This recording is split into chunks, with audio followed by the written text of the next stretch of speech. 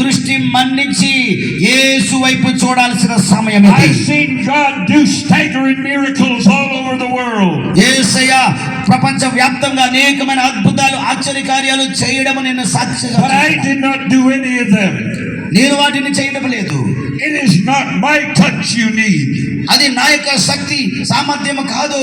It is the touch of the living God. నా తాకిడి ప్రభావం కాదు, దేవుని యొక్క తాకిడి ప్రభావమే. Let us look unto Jesus. మనమందరం యేసు వైపే చూడడానికి తీర్మానించుకుందాం. For he is the one who is filled with resurrection power. ఎందుకంటే ఆయన మాత్రమే పునరుద్ధాన శక్తితో నింపబడిన వాడు. Now I got so many testimonies I want to share. చాలా సాక్ష్యాలు ఉన్నాయి, జ్ఞాపకం వస్తున్నాయి. I'm going to tell you two. రెండు చెప్తా, maybe three. రెండో మూడో మీ మధ్య చెప్తా. How many of you believe tonight ఈ రాత్రి that God can raise the dead? ఈ రాత్రి ఎంతమంది విశ్వాసం ఉంచుతున్నారు దేవుడు చనిపోయిన వారిని సహితము లేపగలిగిన వాడని? చేతులెత్తండి. I was preaching in Ethiopia. Ethiopia అనే దేశంలో నేను వాక్యం ప్రకటిస్తున్నాను. A massive crowd. చాలా పెద్ద జన సమూహము, గుంపు హాజరయ్యారు. Over 200,000 people in one crowd.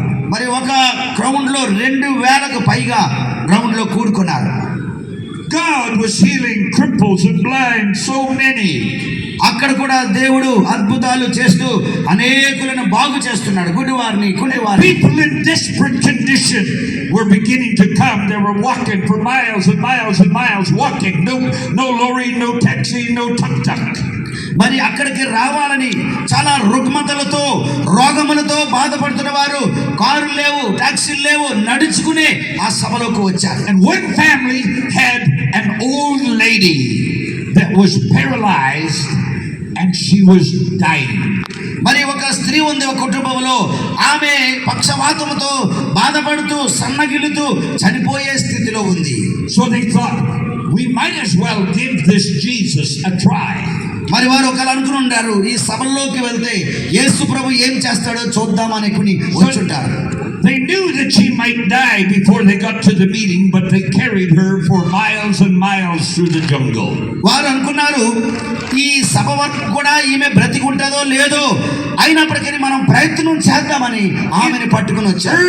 At the start of the early morning meeting, they got there and the old lady died. ఉదయకాల సమయంలో ఆమె మరి వచ్చింది, సభ కోసం ఎదురు చూస్తుంది. కానీ వచ్చిన తర్వాత సభ ప్రారంభమవకమునుపే చనిపోయింది. They slowly worked their way through that huge crowd, carrying the dead body of the mama. కాబట్టి చనిపోయింది, ఇక ఉపయోగం ఏముంది అనుకుని ఆమెను ఆ యొక్క ప్రాంతం నుండి బయటకు తీసుకుని వెళ్ళిపోతున్నారు. And they set her down right on the ground about 50 feet in front of the stage. మరి స్టేజ్కి ఒక 50 అడుగుల దూరంలో కూర్చుని ఉన్నది. We sang, we danced, we rejoiced, I preached, we prayed, we had testimonies. అక్కడ అంత దూరంలో వారు కూర్చుని ఉన్నారు. ఇక్కడ మేమందరం స్తుతిస్తున్నాము, ఆరాధిస్తున్నాము, గణపరుస్తున్నాము. Then the crowd dismissed for everybody to go to their little village houses and to have some injeri, some to eat. సభ అయిపోయినప్పుడు చాలా మంది ఎవరికి వారి యొక్క దగ్గరలో ఉన్నటువంటి గృహాలకు వెళ్ళిపోయి ఏదో ఆహారం పుచ్చుకుని వద్దామనుకుని వెళ్ళారు. And on the way out of the grounds, pretty much every one of them walked by and saw the dead lady. వారందరూ నడుచుకుంటూ వెళ్తూ ఉన్నప్పుడు ఒక స్త్రీ అక్కడ చనిపోయి ఉండడము చూస్తున్నారు. Big black blowflies, hundreds of them, were all over her body. ఆమె చనిపోయింది కాబట్టి ఆమె మీద ఈగలు వాలుతూ ఉన్నాయి. They were crawling in her eyes, up her nose, in her ears, down her throat. మరి నోట్లోని, కళ్ళలోని, చెవుల మీద ఈగలు వాలుతూ ఉన్నాయి. I walked by and I saw the dead lady. నేను వెళ్ళి ఆ చనిపోయిన స్త్రీని చూచాను. And I said, oh dear Jesus, నేను అన్నాను, అయ్యో ప్రభువా, why don't they take the dead lady home and bury her? మరి ఈమెను తీసుకుని వెళ్ళి సమాధి చేస్తే బాగుండే, వదిలేసరే అనుకున్నా. 3 hours later the crowd came back. 3 గంటల తర్వాత కొంతమంది వచ్చారు. Everybody walked by the dead lady again, and now there are even more black flies crawling down her throat, in her ears, in her eyes, up her nose. శవం అక్కడే ఉంటుండగా దానిని చూసుకుంటూ వెళ్ళిపోయారు. భోజనాలు చేసి మరలా వచ్చారు. ఆమె అక్కడే ఉంది. ఇంకా కుళ్ళిపోతూ ఎక్కువ ఈగలు ఒంటి నిండా వాలుతున్నాయి. We sang and I preached and we prayed again.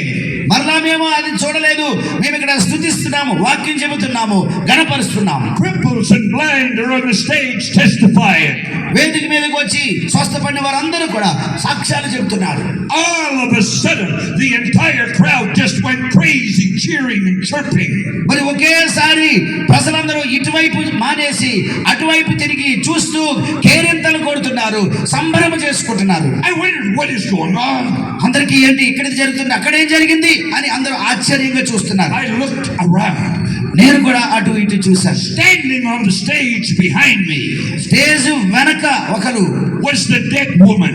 నిలబడి ఉన్నారు. అది ఎవరంటే ఇందాక చనిపోయి పంపబడుతున్నామే నడుచుకుని వచ్చిన వెనక నిలబడి ఉంది. అందుకనే ప్రజలు ఆశ్చర్యపడుతున్నారు. Not only raised from the dead, but healed of her crippled body. ఆమె చనిపోయిన స్థితి నుండి మరలా జీవం పొందుకోవడం మాత్రమే కాదు, నడవలేని స్థితిలో పక్షవాతంతో ఉన్నది చక్కగా లేచి నడిచి She's standing behind me, jumping and shouting and chirping. నా వెనుకకు వచ్చి గంతులు వేస్తూ దేవుని స్తుతించింది. ఆ రోజు Is there anything too hard for God? అందుకే అడుగుతున్నాను, యేసుకు అసాధ్యమైనది ఏదైనా ఉన్నదా? Just a few